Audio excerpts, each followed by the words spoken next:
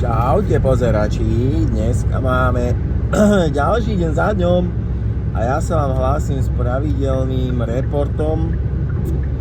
Dnes máme 27. júna, neboli 27.6. Meniny oslavuje Ladislav a Ladislava. Čiže oslavencom prajeme všetko najlepšie a veľa zdravia, šťastia, veľa zdravia, šťastia.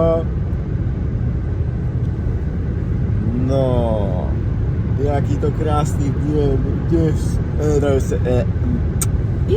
jaký to krásny deň dnes bude, lebo je piatok a zajtra je víkend.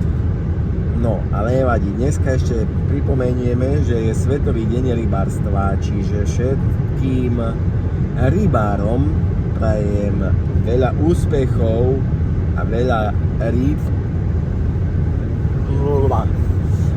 Ja sa ešte prebúdzam pomaly a dneska bude podľa mňa také isté teplo, ako bolo včera, čiže extrém, lebo je 6:20 a je 21 stupňov, čo je proste puf.